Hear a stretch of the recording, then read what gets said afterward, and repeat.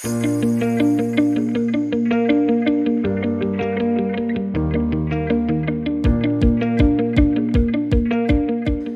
everybody, it's Dr. Tim and Kirsten. We want to talk to you about something that we deal with every day in our practice that all of you are dealing with, because everything in our life now is this down and forward motion. We're on our phones, we're on our computers, we're reading our books, we're eating our cereal or whatever you eat. So this position, you guys have all seen that older person that's literally like this, right? They're walking around this hunched over position. That takes 30 years to get to that point. And that happened because of this unawareness, basically not being aware of this happening slowly over that period of time. So there's a couple things we want you to train more of and less of, and stretch more of and less of, okay? So on the upper body, all these front muscles, if you stand like this, they all get tighter over time, right? That's why we cave into this position. So we have some stretches that's called YWTL that help us kind of stretch that back. And so we get this, what's called extension dominance. All the rear muscles on my upper body, we want those stronger than the front muscles. Here's a funny example I've noticed in gyms. A lot of men like to train their chest, abs, and biceps, right? They're in front of us. Maybe they like how they look, but it literally creates this flexion dominance when we really need what's called extension dominance. This is what gives us our human being brains.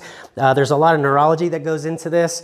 And when you are in this position, you actually stimulate your brain to learn better, to be more aware. This is more of a primitive brain response, okay? Kind of like a tiger that's attacking something. So how do we reverse some of this? Well, we talked about the upper body. All these front muscles get tighter and shorter, and all the rear muscles basically get stretched out this way. So the goal is to get them back to these nice neutral positions. You don't want your shoulders rolled backward, actually. You want them right at the side. You don't want your head backwards. You want it directly above your head. The opposite is true for the lower body. So all the front muscles are the flexors, while all the rear muscles on our lower body are the flexors. So what do we do all day long, right? We're sitting, right? Your hip flexors and your hamstrings get shorter, as well as these upper body ones. So it's actually the opposite in my lower body as to the problem, okay? So how do we fix that? Well, we do the YWTL stretches, but another really cool static exercise that we should be doing at least twice a week probably is called a superwoman or a superman. So I'm gonna have Kirsten demonstrate. If you wanna get in position for us. This is a very simple exercise. Once you get good at it, it's probably challenging at first, because if you don't practice this, it will be challenging for a little while.